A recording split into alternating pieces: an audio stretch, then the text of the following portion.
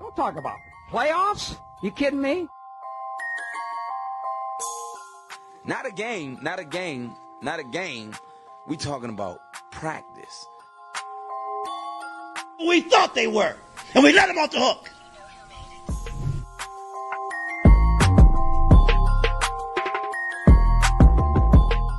Decide a different league, I'm coming. I'm flat out coming. It's my quarterback. And if you guys do that, man, it's unfair.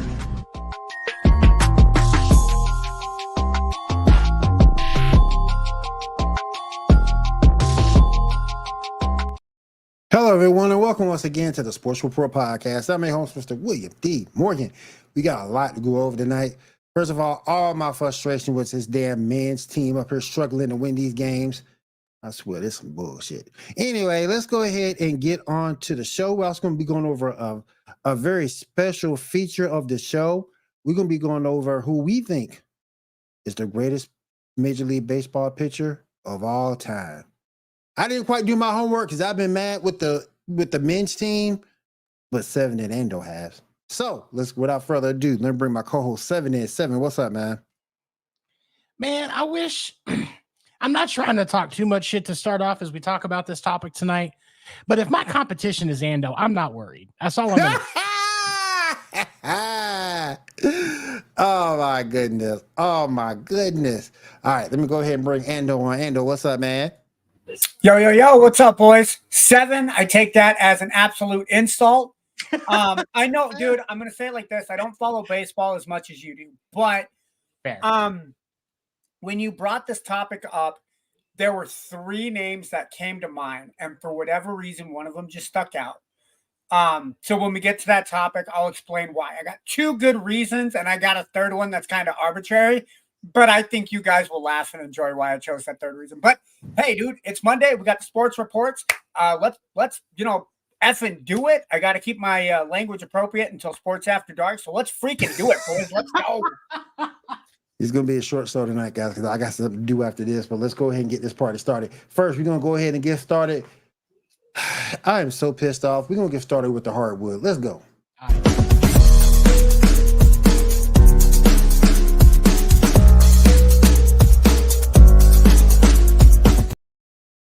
How the hell do we have the best basketball players right now playing in the Olympics, and we struggling to win games? We are really struggling to win games.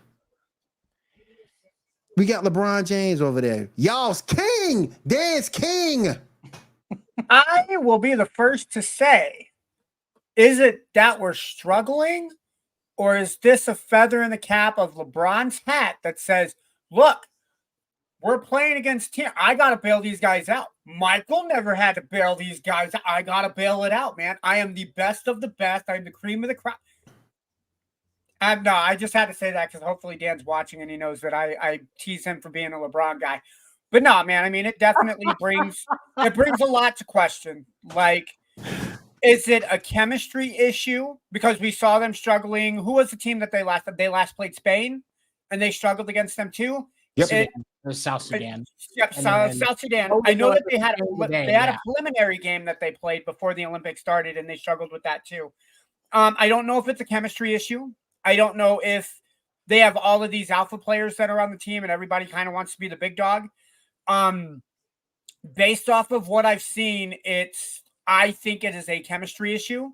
Hopefully, as they continue to play, it gets better. But yeah, well, it leaves a lot to question and a lot to be desired about what the hell is going on. Like, because you've never, I mean, even 4 years ago, the Olympic team there seemed to be more cohesion with that. There's no cohesion with this team. And it's like Michael would never let this happen. Never. Yeah, but there's a difference. And I'm going to be so glad when LeBron James retires so that this argument of Michael versus LeBron can finally fucking taper off. But I will say this. When Michael Jordan was on the Dream Team and those Olympic teams in the 90s, there was no question that Michael Jordan was in charge. Yep.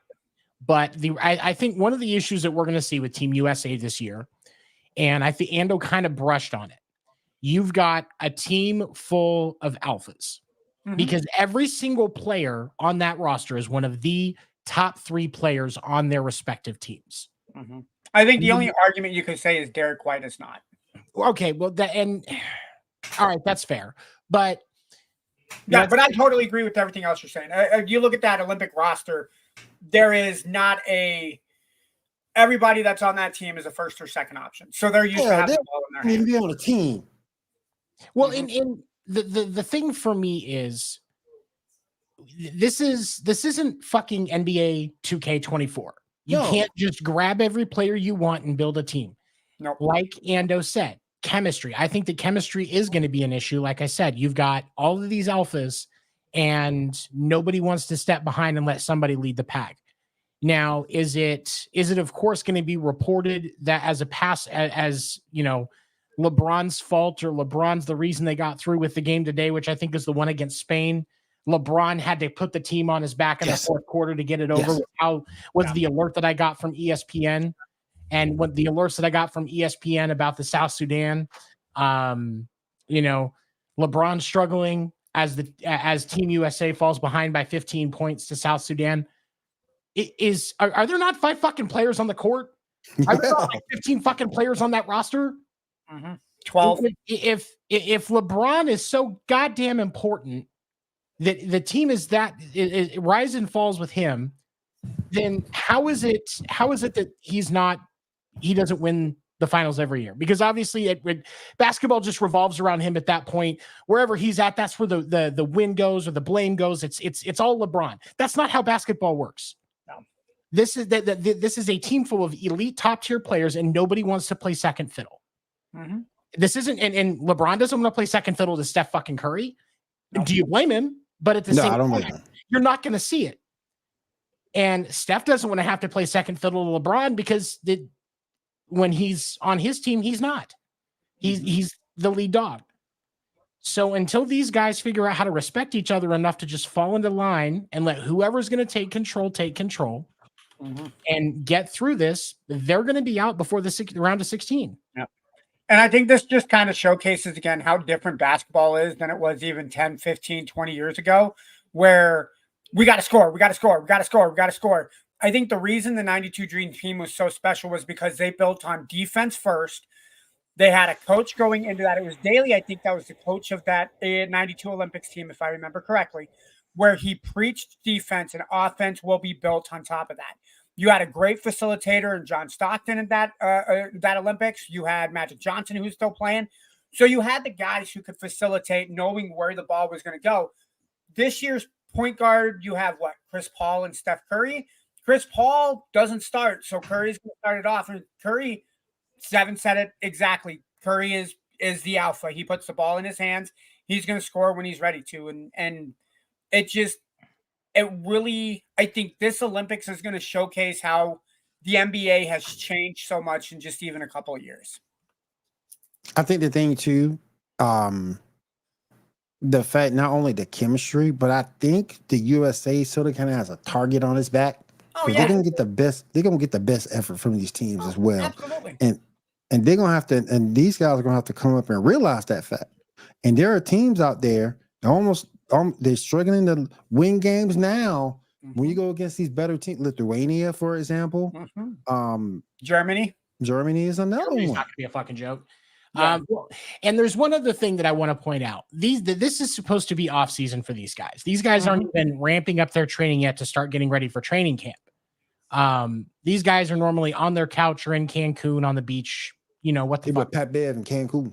Exactly.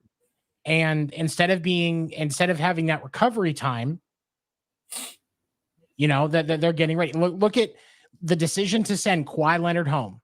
Yep. Because they wanted to make sure that he would actually be ready for the regular NBA season. These and LeBron is fucking 40. Yeah. Or almost 40. I can't remember. Almost 40. Yep. LeBron's almost 40. He's played since he was 18. His knees are more damaged than a $2 hooker. Like his knees are fucked, guys. And we're just gonna be like, oh, it's LeBron's fault if they lose, and if they win, LeBron still did something wrong. Come the fuck on. Agreed. I'm sick of it. I'm not even one that puts LeBron over Jordan or Jordan over LeBron or any of that shit. We've had that discussion. Right. Yeah. But this is bullshit. These guys need to fucking figure it out though, because figure it out quick. Yeah. Because you're not looking good. Nope. Not looking good at all. The second thing I do want to talk about, and it's more along the lines of overall sports, not just basketball. Skip Bayless last week was let go from FS1. Bye. Don't let the door hit you on the ass on the way out. When I first met Seven said Skip Bayless looks like the lizard man. Skip Bayless is one of the lizard people. I stand by that statement. Yep, I agree.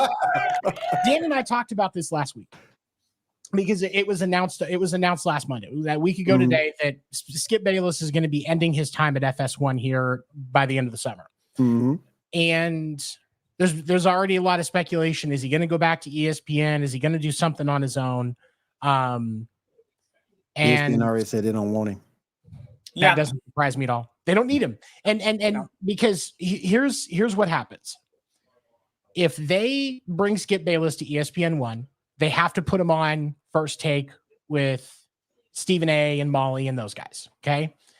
You can't have Shannon Sharp on Mondays for NFL Talk anymore because Shannon Sharp won't be in the same room with Skip Bayless. He'll break his fucking neck. Exactly. And because Skip Bayless done cross that line and burn that bridge. Yep. So you have to end your deal with Shannon Sharp or put him on a different show, and you have all of the bad press that's going to come from that. All the bad press that's going to come from that. ESPN doesn't want him. CBS isn't going to get into the debate game and make anything push like this on the CBS Sports. They couldn't afford Skip Bayless. No. So I think either he retires or he pushes into where he's just doing things by himself, so he has more control than what the network has, and he can say more of what he wants. But we need to remember, Skip Bayless is the Howard Stern of sports talk. So he doesn't care if he's wrong. He cares if you engage with what he says. That is Skip Bayless's job. That's it. Yep. That's what it is. When he says that Johnny Manziel is going to dethrone LeBron James as the most famous Cleveland athlete of all time, he doesn't actually think that, but he knows that people are going to see that video online, and that comment section is going to be fucking filled. And that video is going to be watched millions of times. Yep. And he knew then what we know now as content creators. Engagement drives money. Engagement Controversy creates cash. Yep. Controversy. That's exactly right. Controversy creates cash. Skip Bayless made that method his bitch. And that's why he will always be one of the greatest when it comes to sports talk. And he is the godfather of sports debate. But that motherfucker is still one of the lizard people. I will say he could pull like satellite radio. He could pull like a channel on Sirius XM. A lot of people still like what he has to offer. He has a podcast, guys. It'll be his podcast that he just rides. Yeah, I don't think. That's all he'll do. I'm in agreement.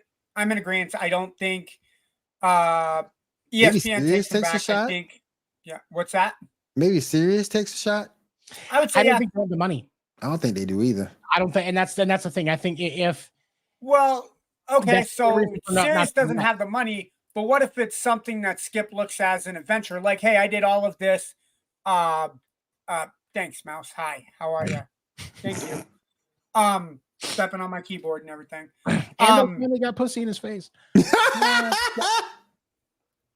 Right there. In my lap, even. No. But it could be one of those endeavors that Skip does. Hey, I've conquered TV, I've conquered sports media. Why not take a shot at radio? Right? Because look at how many people are subscribed to Sirius XM. They listen to Mad Dog Russo. Mad Dog Russo and Skip Bayless. They're almost hand to hand. Almost. Yeah, let me bring Dan in real quick. I will say that. Oh, yay, Dan's here. Let me bring Dan in real quick. The CEO of Walmart and Trailer Parks. My man, Dan. Dan, what's up, bro? What's up, fellas? What's up, man? I was getting ready to let Ando talk about his cats for a little bit, but no, it's all good, man. It's okay. I gotta keep it PG, man. I hear you. But I think that Ando might be on to something. That's the only thing Skip hasn't done, and Skip doesn't need a crew. No, for radio. I mean, and something like that. He needs an office. He needs a radio station, and he's got the listeners. Look at how many people listen to Sirius XM, be it in the car or be it on the podcast on their phones. Everybody's listening to podcasts now. And you could be correct, and I'm not going to say it's impossible, but the reason that I would say I don't think it's going to happen is because if you've watched Undisputed in the last year, it's no longer sports debate. It's back to sports commentary, which Skip Bayless honestly doesn't like. Skip Bayless likes to debate. Skip Bayless likes to argue. Skip Bayless likes to stir the pot. Exactly. And so if you go on to Sirius, now you have a debates that you're just listening to. That when you're watching, like with Skip and Shannon on Undisputed, when you were watching it, part of what made that show interesting was their body language, their manner. Oh, dude, Shannon's body language was the best, man. Exactly. It's because they were both very expressive, and that's one of the things that makes that interesting to watch. You're not going to have that on Sirius unless they're also live streaming it on YouTube or live streaming it on the Sirius app on video. It's just, I don't think it works as well. I could be wrong. And if anybody's going to make it work, it's Skip fucking Bayless. I don't see it. Now let me ask the reverse question. Right now, Undisputed is set not to go anywhere. They're not canceling the show. And there's a couple of people who's been brought up to perhaps be the next host. Nick Wrong, as I call him, or Nick Wright. Nick Wrong. And another interesting name. Somebody who we don't know or someone we don't know what's going on with. He got let go from ESPN. Max Kellerman. I'd be cool with Max. I like Max. Max knows his shit. I have respect for Max. I think Stephen A did him dirty. He did. Nick Wright doesn't need to move to Undisputed. Nick Wright already gets to do everything that he wants on his show now. That's first things first. Right? First. Mm-hmm. Yeah, first things first. And it's why would he? Why? He has no incentive to make that change. He has better ratings. Who's the other person on Undisputed with Skip? Well, he got a cast of thousands over there. He got Cornbread. He got Cornbread Keyshawn. He got he got Paul Pierce. Oh yeah, Paul Pierce. He got he got Rachel Nichols. I would say, hell yeah, dude. Mm-hmm, her fine self. And we got to keep it clean though. Got to keep it clean. What's his name? I can't remember his name. The rapper's name. Oh, Lil Wayne. Lil Wayne. Yeah, he's the other one. Lil Wayne is actually Lil Wayne comes on the show because he's actually like he and Skip are personal friends. Yeah. So I think Lil Wayne goes where Skip goes. And then they got it's a hilarious friendship. And then I don't know if you see Michael Irvin and Richard Sherman back. I don't know, but they've been on the show too. I would say Max, I think, is a safe bet. I think Max is that personality that is opposite of Skip. So I think it balances out all the other players that come out. But who are you going to pair unless you're taking Undisputed to where it stays sports commentary? You've got to put somebody opposite of Max or whoever else you bring in to lead that show. Yeah. Could we take from now or radio show back in the day in LA? I always listened to it a few times, to be honest. You could take Max and Marcellus Wiley and put them back together. You could. I think that's a good pairing. If you are Marcellus Wiley fan, I know Marcellus is not the as long as it's not for everybody, but my thing with Marcellus is he plays the fits too much because I like Skip. I do like Skip, but he does this. It's like, when someone says, I like this person, but when they say a but, you ain't nothing good. No. Here's Dan and I talked about this last week. When one of the reasons why Skip is such a polarizing persona and draw is because when Skip decides his point that he's going to run with, he digs in. He does. Yeah. He digs in, and he doesn't care if he's wrong to everybody else because he's arguing why he would be right. Yeah. Right. And that's his method. The Only only guy people loved it. They love to hate Skip Bayless.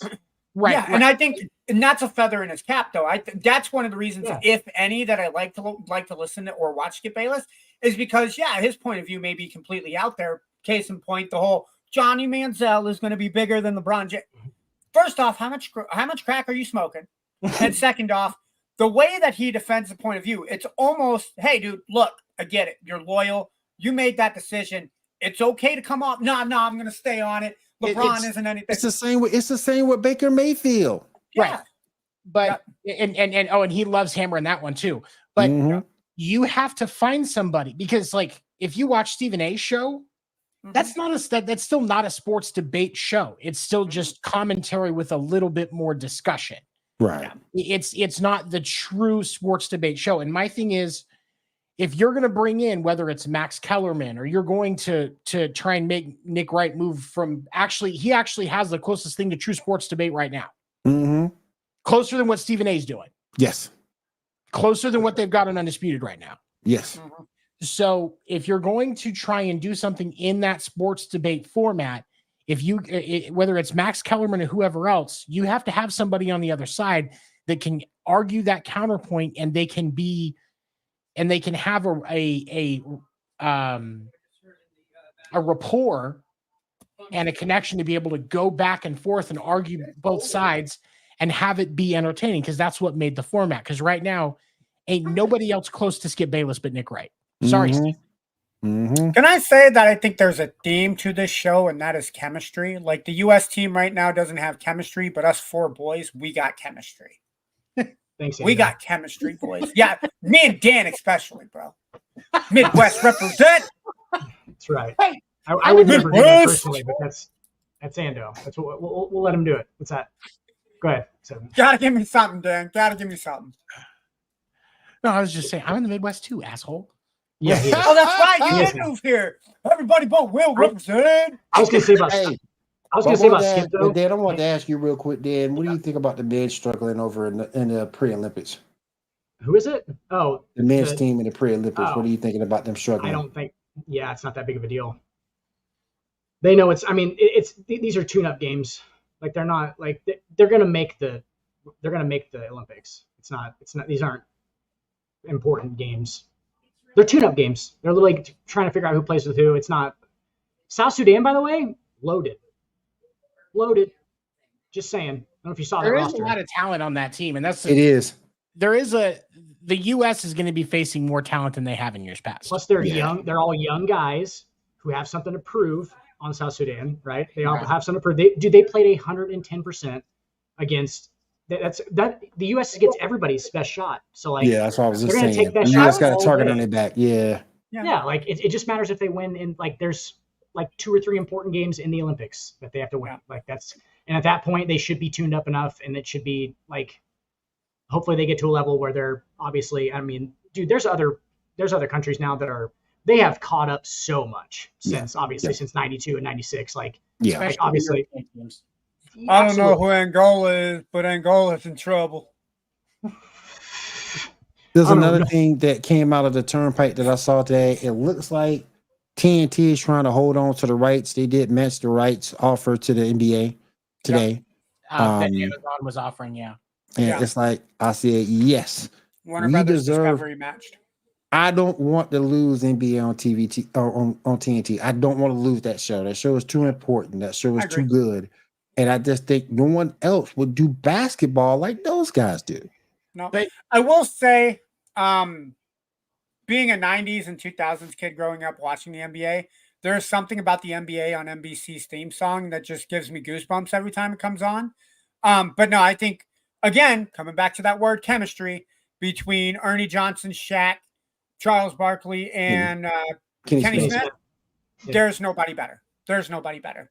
ESPN, NBC, ABC, there's nobody better than that crew. I just think everybody else's commentary teams will suck. Would just suck.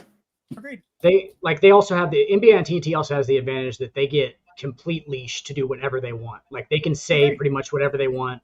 They do whatever they want. They do crazy shit all the time. Like that's like once they got that, it was like that's when it got really good because like those guys could just be themselves and they were literally just hanging out. Like it's not even so it's not even a job. They just it's another Friday night. Yeah. The only reason why Charles had to cut back on that San Antonio stuff is because a couple of San Antonio women got on him about it. And big old women in San Antonio. Big old San Antonio. Hey, Chiro, for the first time, y'all, them things good. See them women, big old women down in San Antonio. Tex-Mex. Hey, isn't our girl from Geek Gauntlet Cat in San Antonio? Yeah. Every little fat Mexican kid that I see is fat. Every boy, every male like Mexican kid is like for some reason when they're toddlers they're fat, and when they're a little bit older. Yeah, I don't know. It's just adorable. I'm sorry. I just think that I want this team to stay together. I do, and hopefully we can make that happen. But right now, with the way it is, the NBA is like streaming to 7 different freaking platforms. They'll get on those 4 will get on TV on a show somehow. You know what I'm saying? Yeah. Like they'll get on something. Even if it changes like a name, it's not going to change the name though. Just be at the NBA on something else or whatever they want to call it. Like it'd just be the same guy. Like I don't know because Barkley himself has said that if it doesn't come back after next season, he's retiring. So. And he's been advocating on getting that fixed for the people that would lose their jobs, like the crew members that would lose their jobs. That's obviously fucking Charles Barkley, like he's a bro. But it's even if you have all the same guys on a fucking Amazon or NBC show, same frequency, same rules. It's still going to feel different. It's not going to be the same. You're right. Ratings, and so they're not going to keep the freedom because you're not going to get the same ratings on Amazon, like on Prime and NBC, that you would get on TNT. Right. I don't know, man. I don't know. Charles brings up another good point. Now everybody streams. Yeah. Yeah. And that's the accessibility piece. And and even though the NBA still has somewhat of a similar format to the NFL, where all of your teams' local games, your local team's games, you can still get access to them through the local, Bally Sports or whatever it is, wherever they have their stuff. Or if you're like the Suns, they just have it on the regular local TV channel. Or like Chicago on WGN. Yep. Right. But there's still just something specific about that piece. And if they can preserve it, great. Is the NBA going to die if Inside the NBA dies? No. But is it better to watch with it there? Absolutely. I think it takes a hit if it dies. Absolutely. No, I doubt it. Honestly, I doubt it. Yeah. That's too much money. But think about one of the good things about the rights deals is the rights deals that the NBA negotiated is why the WNBA is going to see a 3 times increase in their yearly revenue. Oh yeah, they will. They said that I was reading an article the other day that because of that deal that the WNBA is getting for their broadcasting, they will actually be able to bring in the next CBA the bottom end of pay for WNBA players is going to be going from around, what was it, like 65, 70,000 a year to around $200,000 a year for the bottom end. That's pretty serious. That's serious coin. Yeah, no, that's bottom. Yeah. Bottom. That's top because it's not 60, 70 right now. Bottom right now is like 10, 15. Really? Guaranteed. Damn. Yeah, 60, 70 is high for an WNBA player. You can look it up. I'm pretty positive on this. That's a huge. That's a 3 to 4 times increase for these girls. That's a huge increase regardless. I'm just saying, like the bottom. Yeah. I mean, that's and this is the type of money that keeps them from having to do like what Brittany Griner was doing, which is going overseas. Yeah. Just kudos to her for being able to tuck her dick back so that she looked like a woman on the floor. So the third highest player in the WNBA, highest paid player in the WNBA, makes $80,000. Are you? It's that low? Yeah. So, okay, maybe not. I was gonna say, I don't think it's that low. But the highest are 200,000. That's the highest. So Jewel Boyd is the highest. Looking at the bottom. The article that I was reading said that with that CBA they could probably get the bottom two in that range. So we'll split the difference. We'll say the bottom is $100,000. That's still enough that you don't have to go to Russia to play basketball to make money. Right. Absolutely. You can be somewhat comfortable.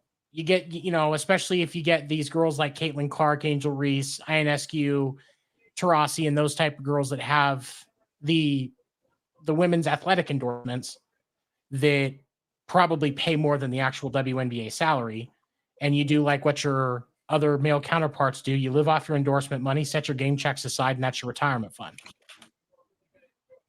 Beautiful. I'd love to be saving. I'd love to be saving $75,000 a year to retire.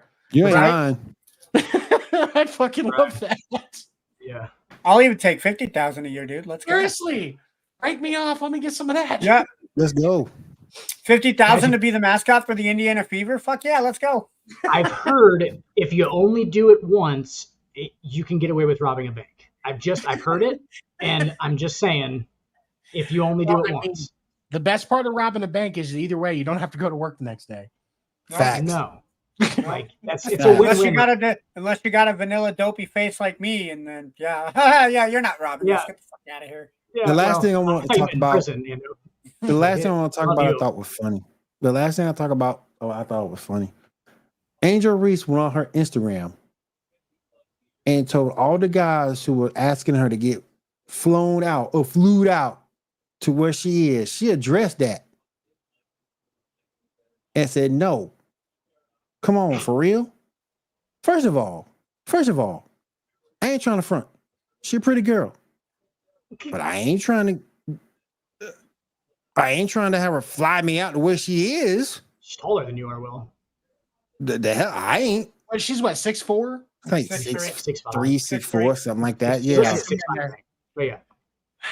Like, I ain't trying to get flued out there. I ain't no bitch. I climbed that tree. I climbed that tree for the coconuts. I ain't no bitch. I mean, here's the thing. If you hit me up, it was just like, hey, I saw the sports report. I like your style. I want to fly you out to come chill.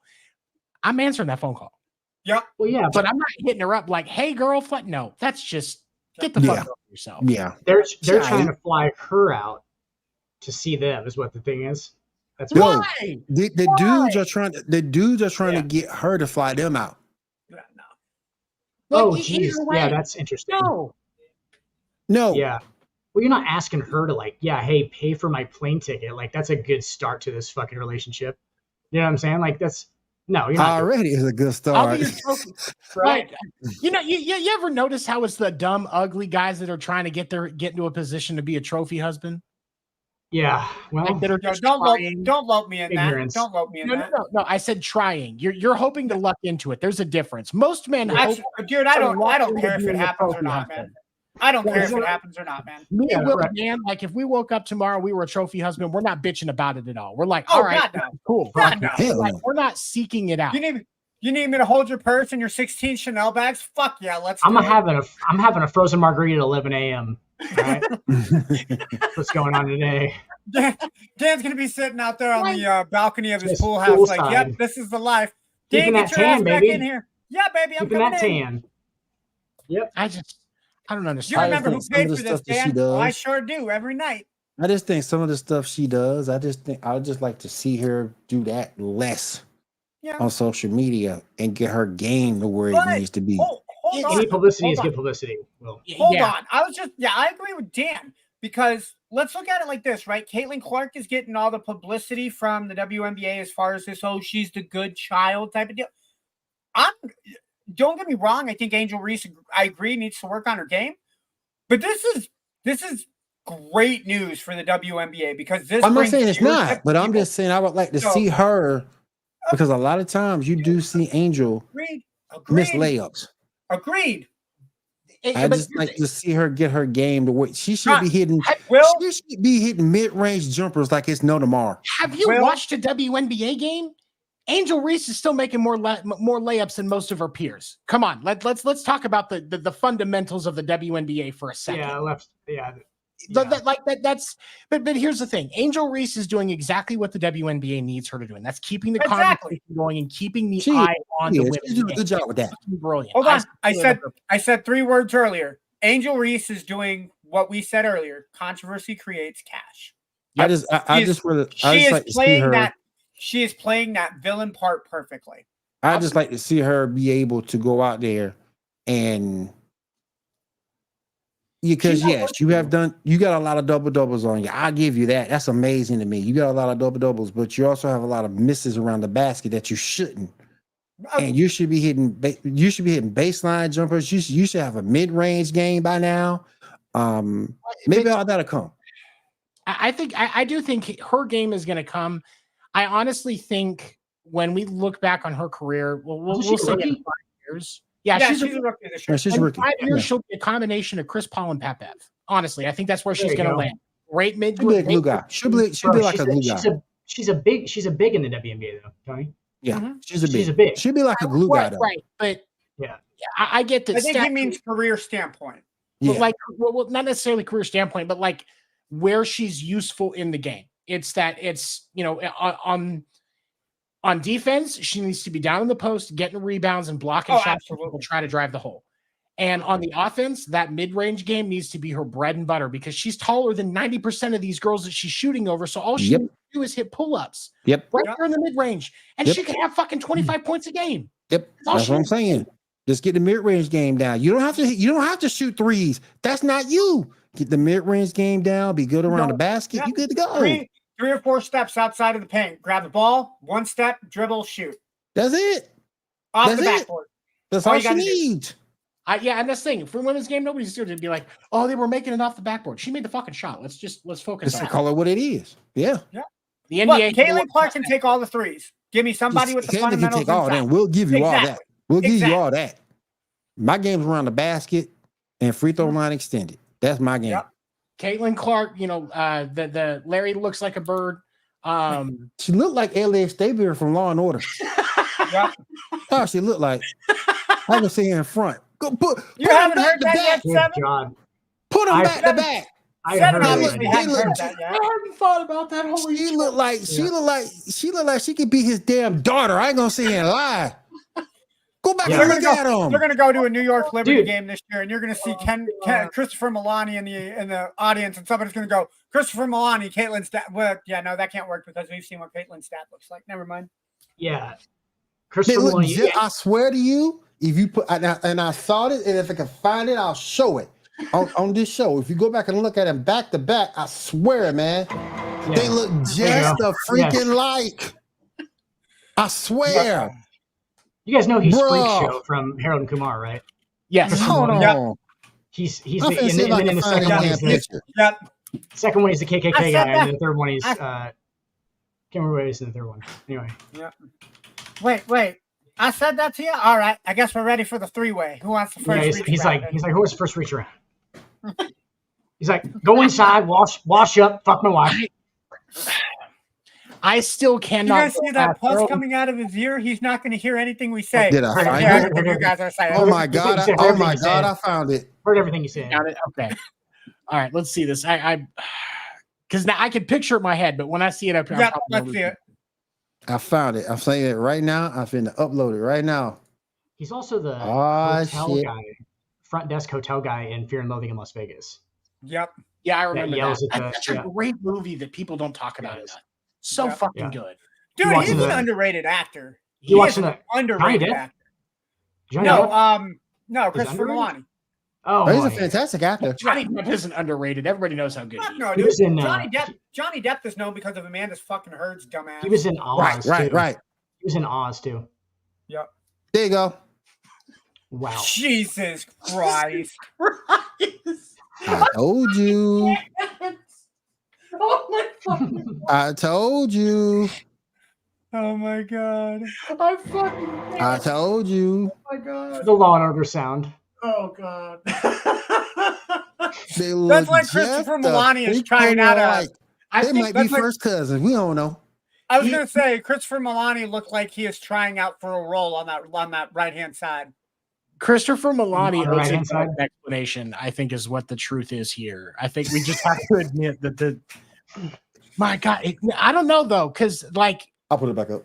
the thing for me is where I start to worry is that neck on Caitlin Clark. Like that's like I wonder if like she's That's like Mackie Neck from He-Man.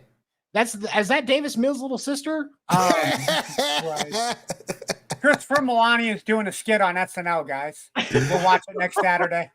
Oh my gosh, look at that, man. That's just damn. That's the person inside the character from Fear and Loathing in Las Vegas from the beginning. Inside the character. Damn. God damn it. Oh shit. Oh, I told you, man. Shit. She's more famous in more ways than one. You like Heard everything he said. Like, at least they good. Heard everything he said. Yeah. Oh shit. Oh shit. Go inside, wash up, fuck my wife. It's like, you said we could. He's like, I did? No. Okay. Oh, man. He says, let's make it a foursome. Who wants the first feature? I'm jumping back to the NBA and then we'll hit baseball and get on out of here. And I think it was you that reported at 7. Russell Westbrook signs with the Denver Nuggets. After being released from the Utah Jazz. Yeah. I personally think it's a great move as long as you keep his ass on the bench. Yeah. How is Utah that dedicated to not having too many black people in their state that they would buy Westbrook out of his contract twice? Yeah. They cut him twice. Have they paid him to go away? Like, I'm a big fan of the guy, but he's not that bad. They cut him twice. Hey, Tony, they draw the line at gay black guys. That's where they really draw. That's why they're. You can be gay. Hold on, Dan, you gotta listen. Hold on. And the rest is gay and black. It's gonna take some time to fix your car. If you guys want to go into the house, fix the sandwich, get something to drink, fuck my wife, take a nap, go ahead and do all of that. Yes. Just don't do anything the good Lord wouldn't do. Yeah. He does the. Lord, I fixed your car. What the hell are you doing? What the hell are you doing? You said we can fuck your wife. Oh my God, that's actually. You can fuck my wife. Did I? Yeah. Oh, my mistake. We're all here. How about a foursome? Yeah, You want the first reach around, boys? It's the whole scene. That was the whole scene. The whole scene was right there. The whole scene was right there. He's done that with no clothes on before. Probably. Done the actual tearaway thing. Like the whole thing. Like it's for my portfolio. Yeah. Damn. But it's, I mean, yeah, no, I agree with you. It's a good, I mean, for Westbrook, it's a good move. I think it's, Denver could use his experience. Does he end up coming off the bench at some point? That's the only reason why I was signing to be a 6 man.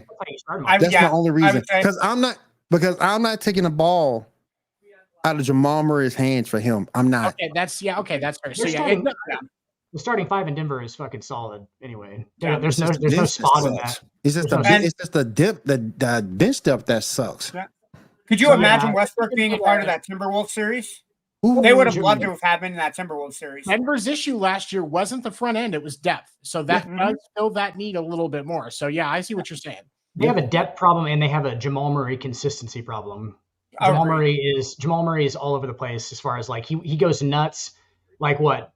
3 years ago, was it? And then he gets injured the whole next season, and then he comes back and he's not the same guy. Clearly, like there you see flashes of it, but he never takes over games like he was 3 years ago. It's strange. So like that's the biggest thing with Denver. Their number 2 is inconclusive at this point. Mm-hmm. Yeah, because it's they have Aaron Gordon, Michael Porter Jr. obviously. Right. Was he number 2? Probably not. But I think you need Murray to be that 2. You got Jokic at 1. You got to have Murray to be that 2. He should be. Absolutely. He should be. Murray, he should be 2. Yeah. He should be. All right. That's all I got. Now we're going to get into the 7th inning stretch. Let's go. I want to be the best in the game, invest in my name, check no restraints, I'm obsessed with the pain, I ingest, I retain, assess and I change, possessed by the thought I'll be free one day from society's restraints. All right, Seven, take it away, my friend. So before we dive into our debate topic, just want to do a quick, I guess, overall update on Major League Baseball. Just coming back from the All-Star break, we've had our first series. Kansas City seems to be surging out of the gate. Boston did not. Boston got swept by the Dodgers. They're losing right now to Colorado. It's rough. That is Mariners rough. dropped 2 to the Astros. Mariners dropped 2 to the Astros. The Mariners have actually fallen out of that division lead when they had that, but the Mariners just had a 10-game lead in that division a month and a half ago. Yep. So, Mariners, Paul Mariners this late in the season. That's unfortunately it happens. It's happened all too frequently in recent history for Mariners fans. They've got to figure something out in Seattle. Yep. Agreed. Speaking of the Royals, Bobby Witt going into the 6th inning was a single away from hitting for the cycle. I don't know if he hit a single yet or not, but that's something to keep an eye on tonight. Hey, I got some good news though. What's that? Some great news. Mets are surging. They're 51-48. The Mets are on the rebound. Nobody fucking cares, Will. Hey, can I say 3 initials real quick? FRM. Fuck Rob Manfred. Fuck Rob Manfred. Thank you. Fuck Rob Manfred. Yes. He hasn't hit for the cycle yet, but he's getting right there. 73 in our last 10. And Yordan Alvarez actually just hit a single, or just hit from cycle the other day. And that how was the fuck did Yordan Alvarez triple? That's what I want to know. I think the only thing I can think of is the ball got stuck under something. It caromed off weird, and that guy had to chase it, or somebody dove at it and didn't get it. We're about to come crashing down. We play your Yankees tomorrow, so we're about to crash down Earth. Yeah, for sure. The Yankees could use that though, because the Yankees have had a rough month and a half. They've been the worst team in baseball for the last month. No, they have not. Yeah, I think Mariners. That's a gross. The White Sox are still a team, right? Okay, that's what I thought. So no, they're not the worst fucking team. I'm going to argue and say I think the Mariners over the last month. No, still they won they're 5-5 in their last 10 though, Dan. Yeah, they've split they're back on track. I think they're all right. But the thing of it is they won 9-1 today. By the way, people can't keep saying that the Yankees go where Garrett Cole goes, because Adam Wainwright said it on fucking Saturday, and I thought it was the dumbest fucking statement you could make. He pitches once out of every 5 games, once out of every 4 to 5 games. He is one guy on that 26-player roster. We've gotten worse since Garrett Cole came back. The problem is, outside of Judge and Soto, which Soto, I think, is arguably one of the best moves that Brian Cashman has made. It is the best one in the last 5 years. Ever. But outside of Judge and Soto, you're not getting production. Alex Verdugo, who started really well and has had spurts since he came over to New York of doing really well, can't get consistent, and he personality-wise should be perfect for that fucking for that clubhouse. Yeah. And he's not delivering. Urshela can't stop getting injured. Nope. It's not Urshela. Not Urshela. Gleyber Torres. Sorry, Gleyber Torres can't stop getting injured. Gleyber plays. He just we don't really know where he's at as far as he's like chasing butterflies and shit. Exactly, and that's he's like that kid on your little league team that would chase butterflies in the outfield, but he plays Major League Baseball. And that's going to play right field and chase the butterflies and sit in the ground. Yankees' problem for the last 5 to 6 weeks has been consistency. If they can fix that, they'll be able to keep the division. They are on paper a better team than Baltimore. The Yankees absolutely should win the American League, the AL East. Giancarlo and Rizzo are 2 fucking huge dude. They're out of their lineup. Like, that's why they don't get anything behind Soto and Judge, is because Giancarlo was having an awesome season. Of course, he gets injured. You can't count on Giancarlo to be healthy. In the playoffs, Giancarlo is awesome. So I'm fine with that. Like, as long as we got healthy for the playoffs. But during the regular season, he's hit or miss. Rizzo usually plays, and Rizzo would be awesome in the 4 spot right now. Rizzo would be awesome. And is he out for the season? I know he's injured. He's fine. No, he's coming back within the month, I believe. Both of them are. Now, Rizzo is the one that played for the Cubs in their championship season, right? Yes. Yeah, he's a fucking professional hitter. Professional lefty. Solid hitter, great at first base. Yeah. Just absolutely amazing. When I found out he was on the market before the Cubs traded him, I was praying Boston got him because I would have much rather Tristan Casas learning from him than trying to fucking cover for all the horribleness that Bobby Dahlbeck was doing at first base. Yeah, so that's rough. And no, you're right. And I think Rizzo missing is a key piece to it. I think Rizzo is actually a bigger impact because of what his bat brings you when he's there and delivering. Right. And his glove, like you said. He's a Gold Glove first baseman. He's fucking crazy good at first base. 100%. And we had to put a rookie in there. Silver lining, we got Ben Rice out of it, who's Ben Rice is actually a fucking major league hitter right now, and he's a rookie. So like he's all right. And that was an okay like silver lining out of it, but like I'd much rather have Rizzo still. For Absolutely. sure. In 5 years, Ben Rice is going to be one of the best first basemen in baseball. Really? All right, cool. In 5 years, when he's really hitting his prime, he's gotten his service time in, he's getting comfortable, he's used to the bullshit that New York media brings to him. Right. I think that is where you're going to really start to see him shine. And you know who he reminds me of? Who? This is going to be weird. John Olerud. He reminds me of John Olerud. Okay? Dude, the guy has a professional. He's lefty, first baseman. John Olerud was one of the goofiest bastards fucking ever played. Dude, but is a Hall of Famer, dude. He was one of the best though too. Like he was fucking just a G. But like they just take professional left-handed at bats. They're tall, lanky dudes, and like they just get like Olerud used to do like the reach out thing where he would just reach out for the ball and just fucking it's like kind of just wisp it into right field very beautifully. Kind of like a backhand of a I've seen Rice do that before. And I was like, holy shit. I was like, that's fucking John Olerud. He has a really good natural hitting ability. And I think that's key because you're facing so much fucking talent at that level. Right. And like they would call it in golf, they say he's a good ball striker. Yeah. Like Ben Rice is a good ball striker as like a hitter. Like he can fucking he can just basically get a hold of anything. And that's like a huge skill that I think is overlooked in Major League Baseball. It's like being able to get the bat head to the ball, like just at any point. And he's putting it into play. And that's where I think the Yankees can benefit from a guy like Ben Rice because he's more, while he can definitely hit the long ball, we've seen him do it already. He's definitely consistently contacting and getting it into play. He's more of a gap hitter than a long ball hitter. And that's what the Yankees need. The Yankees need that type of a bat because it puts more pressure on delivering against Judge and Soto because you're not just going to get a fucking gift after you get past him anymore. Yeah, so you don't have a guy in the first slot just taking pitches because he's going to take pitches in front of Soto and Judge. Obviously, like that's you're gonna get pitched to. Yeah, you're gonna get pitched to for sure. Like that's that. And like in the 4 spot, you're gonna get pitched to. You know what I'm saying? Because you just had 2 dudes who they just tried to pitch around, and if you got both of them out, then good luck. But that's not a usual at bat for the 4 guy. You know what I'm saying? Like that's why Stanton was so good because they had to throw Stanton shit to hit. You know what I'm saying? And I honestly think that you would get better results. I think you would get even more results if you have him hitting the 4 than the 1. Like, I don't hate him as a leadoff hitter, but I think that I actually like him more in the 4 than I do in the leadoff slot.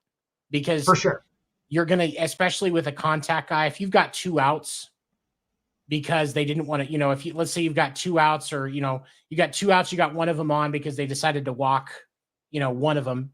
Right. And having a contact guy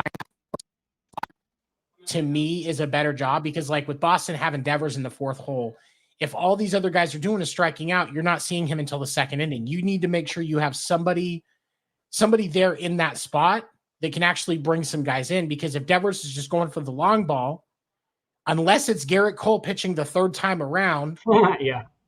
Which fun fact, Rafael Devers, the 3rd time he faces Garrett Cole in a game, he's hitting 67. Yeah. 6 hits off of 9 attempts, 5 of those 6 hits home runs. Great fucking to know. But unless it's something like that, Ben Rice belongs in the 4 because he's going to keep it going. And then you can have another long ball hitter sitting in the 5 if you really want to and try to hit him home. Like, I just like it better, especially because they're going to be more tired out because Ben Rice is going to do that Rizzo or that Freddie Freeman type at bat where he's going to make you go through 10 to 15 pitches just for one at bat. Right. And and I think we have our leadoff hitter for the next 10 years, but he just hits 7th right now. And Anthony Volpe is our leadoff hitter for the next. He led off the beginning of the year, and he kind of went into a slump, so they took him out of it. But like when he was the first couple of games, they were fucking number 1 offense in baseball. Anthony Volpe was hitting like 350. I mean, the dude's a legitimate hitter. He's alive when Judge was still getting going in April. Yeah, and Oswaldo Cabrera. There's a random name for you. And that's Volpe's another one. He needs consistency, and that's he's one of the problems he's had with consistency. Is you need to get more consistent, especially as your shortstop.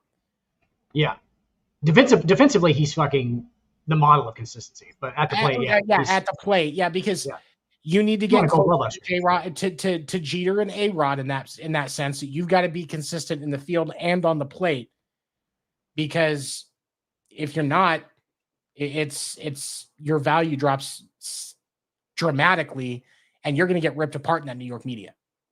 Right. And the thing you can tell about Volpe too, it's kind of like Aaron Judge. Their work ethic is second to none. Like those dudes are just wanting to fucking be good at baseball, and like that's a really big thing, I think, because you could have talent, and you could be like Jose Siri. Do you know what I'm saying? Like where you don't. It's just like there's nothing going on upstairs for that kid. Like let's be honest, he's about baseball. Do you know what I'm saying? Like he's not really concerned about you know what I'm talking about. Seven. Yeah, Siri's just like he's out there fucking making Willie Mays Hayes catches and shit. It's like the dude's talented as fuck, but like he's clearly just not paying attention to like what he's doing. Like he's not going to get any better. Like this will be the best that Jose Siri will ever be, because Jose Siri doesn't care about getting better at baseball. Like that's right. I hope he proves me wrong, but I guarantee that this is the best Jose Siri will ever be.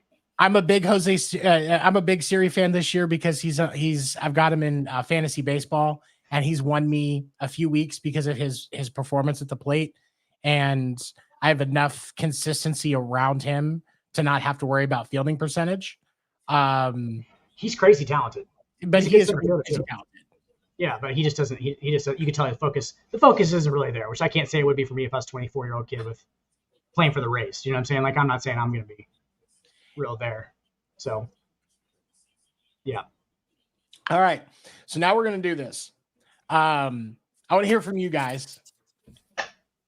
Who you think the best pitcher in Major League Baseball history is, and why? And Ando, I'll let you lead it off. Okay. Can I start off with who I have as my Mount Rushmore? No. It's gonna fuck with my answer. Okay, cool. So I'm just gonna go into it. Circle back to that. Let's. So I narrowed it. I personally narrowed it down to 4 pitchers. Don't fucking take my guy. And what's that? Don't fucking take my guy. You better fucking if you're leaning anywhere towards him, fucking lean away. I'm going to say I think he's the most dominant left-hander in Major League Baseball history. Who? God damn it. Did I take your guy? Yeah, Who? Randy Johnson. Yep, Randy fucking Johnson. You fucking motherfucker. No, so God damn it. So here's my reasoning, right? The 2 pitchers that I was going to choose between was Randy Johnson and Greg Maddux. Those were the 2 that I was choosing between. Interesting. Right? So as much as I love Greg Maddux, I think, is that poster boy of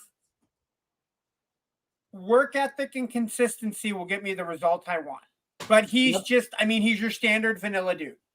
Randy Johnson at 6'10" was the imposing pitcher on the mound. Like, you name another pitcher who had the stature, the slider, and the fastball that Randy Johnson had. And the way that he delivered it made him, in my opinion, the hardest pitcher to hit off of. That based off of what I've seen. Just kind of, I took some snapshots of stats that I thought that were interesting. 10-time All-Star. Of course, he won the World Series in 2001 against the Yankees with the Diamondbacks. He was also the MVP of that series. 5-time Cy Young winner. Fun fact about him, he is one of 2 pitchers to win the Cy Young 4 years in a row. The other pitcher being Greg Maddux. One of 21 pitchers to beat all 30 MLB teams. Was a Triple Crown winner in 2002. One of only a handful of pitchers to have both a perfect game, which he pitched in 2004, and a no-hitter, which he pitched in 1990, is a part of the Hall of Fame, part of the Seattle Hall of Fame, and is the only person in Diamondbacks history to have his number retired at number 51. And actually, he was one of the first inductees into the Diamondbacks Hall of Fame, and that was about 2 weeks ago. Yep. as his records stand, he was 303 and 166, 22nd all-time in wins, has 4,875 strikeouts, second only to Nolan Ryan, and is one of only a handful of pitchers to pitch 4,100 innings. And if that's not it, you can officially say that he is the only pitcher ever wanted for murder because he's the only guy that ever killed a bird on live TV. But see, and I hope you don't mind me going. I didn't really do the assignment, but the one thing that got me was going to be my guy anyway, was Greg Maddux. And the reason why I say that is because look at his peak era. His peak era was 93 to 97. What was going on through 93 and 97? Steroid era. But and I hear you, but I want to point out something, because what's really funny is, and I told everybody, just pick your pitcher. I didn't want to say Hoobies. I didn't want there to be any of this. So mine was Randy Johnson as well. Yeah, there you go. And so, this is absolutely hilarious to me. But one of the things about Randy Johnson, so Randy Johnson and Nolan Ryan are the only two pitchers to have 6 seasons in their career where they threw at least 300 strikeouts. Yeah. Randy Johnson did his between 93 and 2002. Nolan Ryan's was, which is a 9-year period. Nolan Ryan's 6 seasons were over like a 15-year period. Okay. Randy Johnson did his 6 strikeout season, his 6 300 strikeout seasons during the steroid era. There has never been an accusation of Randy Johnson juicing. And now, obviously, we've gone into countless things about the fact that Dan and I don't give a fuck about steroid accusations, but the fact that Randy Johnson apparently did it clean, or he was good enough at using steroids and he never got caught. Right. Against all of these guys that are fucking juicing. It's like, I respect Maddux. I respect the hell out of him. That's what made me pick him. And that would make me pick him between that, the Gold Gloves, retired 2 numbers with 2 different teams. Yep. Everything that he's done. You can pick Maddux with one of 2 franchises, the Braves or the Cubs. One of the 2. Yeah. So, but I guess you could say the same about Johnson, because Johnson had a Hall of Fame career with Seattle. The problem with his is he never got far enough in the playoffs to really kind of justify it. And then obviously with the Diamondbacks, because he won a World Series. I think the only thing that you can take away from Greg Maddux, he only got 1 pennant. Yep. Right. And he does only have 1 pennant, but I mean, you go back and look at everything else. But he's strong. 18 Gold Gloves. 18 Gold Gloves. Randy Johnson doesn't have a single pitching Gold Glove. No. Yeah. Which if you can't hit it, you don't got to field it. Right. Exactly. And that is the counter argument to it. But Randy Johnson, out of the guys that are considered the top pitchers, Randy Johnson's the only one out of all of these guys that's won a Triple Crown. True. Yeah, Verlander did it in 2011. I think. I know Shane Bieber did it in strikeouts, though, right? Right, Ren's ERA and strikeout. The pitching Triple Crown doesn't seem like it's the same anymore. Strikeouts might be. It's not as hard to get as the batting Triple Crown. That's nobody's going to strike out 300 people in a season again, I don't think. And Randy Johnson did it fucking four years in a row. So nobody's going to do that again. Basically, if you guys want to get real technical about it, Cy Young's the greatest pitcher of all time. Oh yeah, they named the award after. The award is named after. I want to just recap Cy Young's 1892 for you guys, okay? He said for the Cleveland Browns. We're going back to the day. For the Cleveland Browns, okay? Which was then 1892. In 1892, Cy Young went 36-12 with a 1.93 ERA. Right? Damn, Jesus Christ! He pitched 453 innings that year, threw 9 complete game shutouts and 48 complete games. He threw every game from the first pitch to the last one. He threw every single start. Every start. Never needed the bullpen. Never lost. Never lost. 1892 Cy Young never lost. There was like 8 teams, all right, and he faced the same fucking 6 guys 47 times, all right. And these guys had construction jobs during the day that they would go to. I was just getting ready to say, were they playing plumbers? Yes, this is not a professional type thing at this point. Nobody does it for like to become professional. It is, but hey, Sagan was 6'2", 210, by the way. Built like a brick shithouse. That's a big dude. And people in 1892 were like fucking 4'8" and shit. That was like the average height. So like you're a 5'2", you were like, a giant. 6'2" was like Wembanyama. 6'2" is like Wembanyama for back then. Like that's like he would have been freakishly tall. Like yeah, but it's my golly, what are you eating to be so big? There is. I have a hard time though with the dead ball era when it comes to including pitchers as far as considering the grades. You can't, because the ball, they call it the dead ball era for a reason. You also had, like you guys said, these guys, a lot of these guys were plumbers and construction workers. And I mean, fuck, even in the mid 40s, half the league got drafted and was over in World War II. Let me ask you a question, Seven. Is it too early to put Clayton Kershaw in this discussion? Clayton Kershaw doesn't even deserve to be mentioned in the name with these guys. I'm sorry. Wow. Even in the modern day, he is definitely an above average pitcher. Right. Wow. But you Clayton, downplaying that big time. But I'm sorry. Here's the thing. He's top 10 of all time. Top 10 of all time. 15. I'll give you top 15. Okay. I won't give you top 15. Okay. Of the 2000s, he's fucking top 5.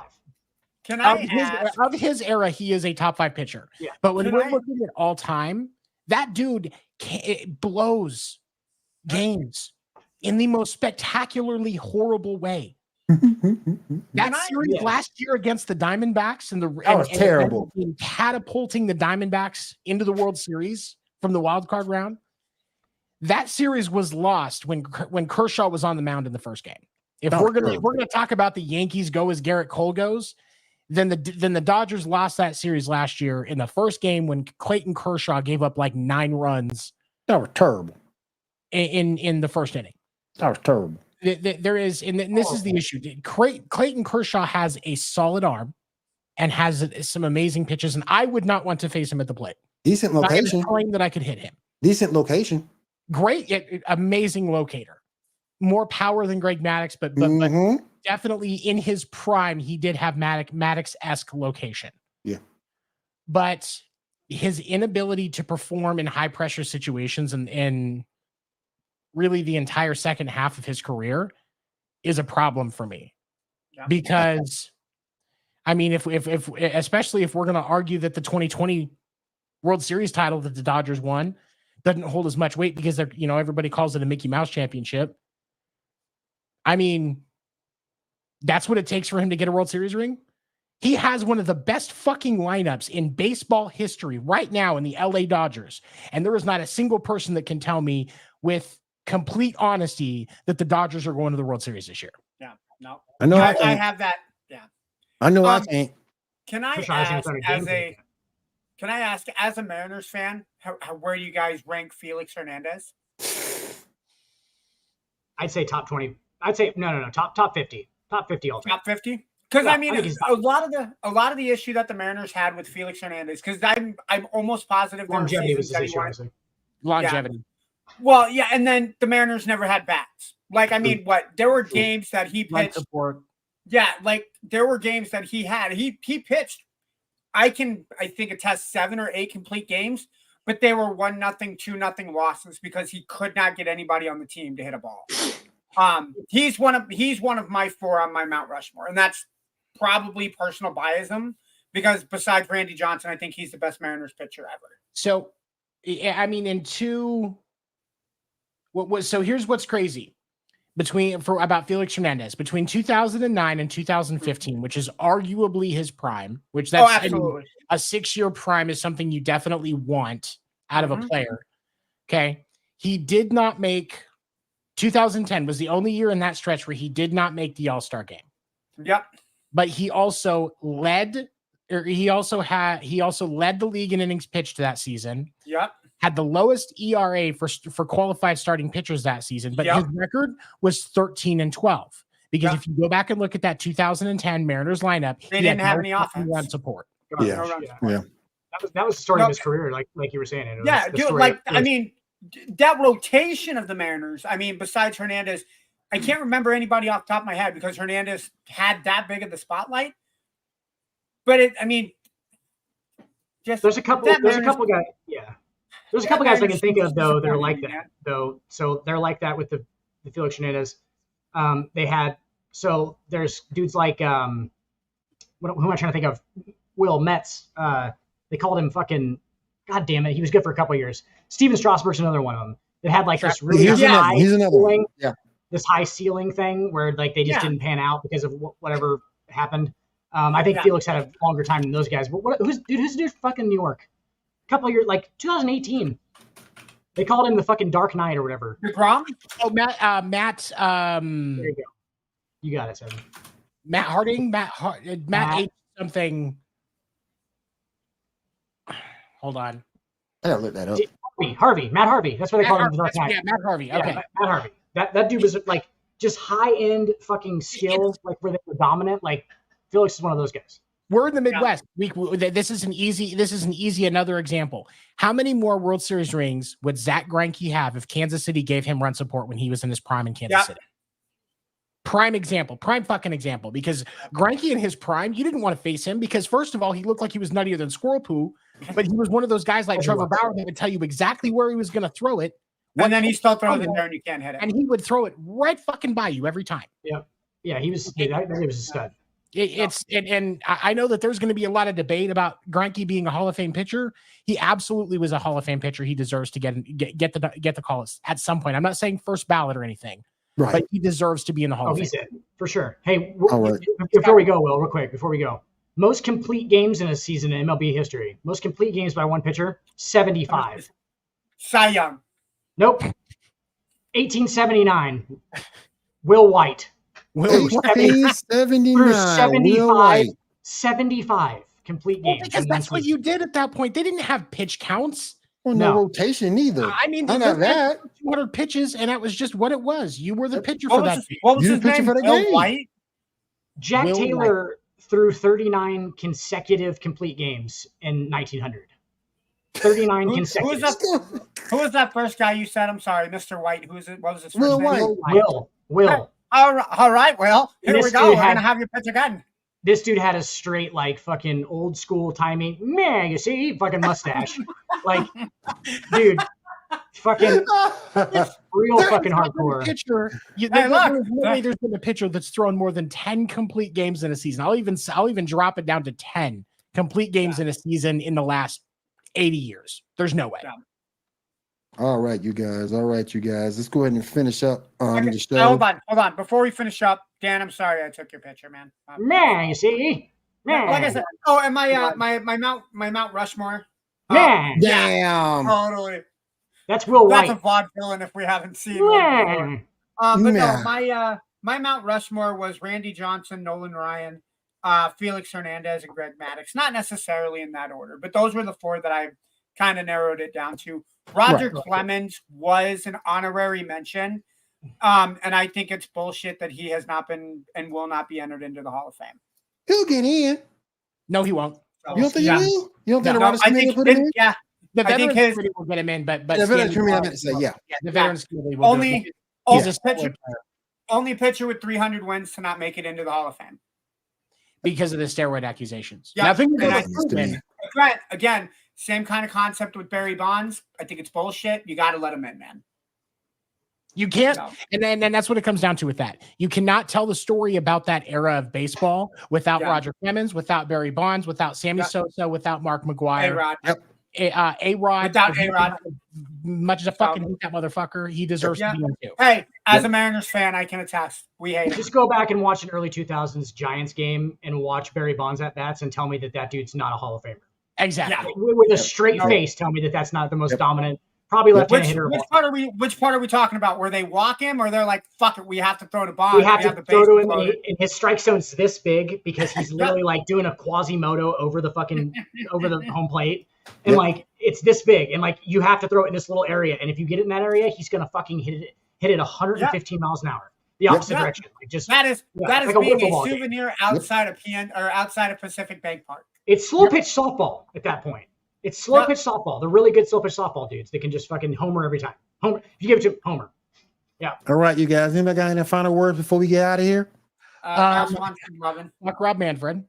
Yes, Rob Manfred. In case we haven't. And let me see. I heard Rob Manfred was on the Epstein planes. Damn. That would not surprise me. It really would. Me neither. Me neither. You know how bad you have to be at your job? You as said baseball Will commissioner to make White money never work with you? lost. Never lost. No, it was Cy Young that never lost. Never lost. And Will White. And Will White. All right. 79 complete games. Jesus Christ, man. All right, you guys, real quick before we go, one more time. Fuck up. Yeah, no, that does it. All right. I'm getting kind of worked up, Will you? I can leave that off the screen. Jesus Christ. All right, for 7, for Dan, for Ando, and myself, we'll see you guys again next week right here on the Sports Report Podcast. So, have a great week and take care. Will White. Scatter, everybody. He's going to throw the pitch. They're all white guys here.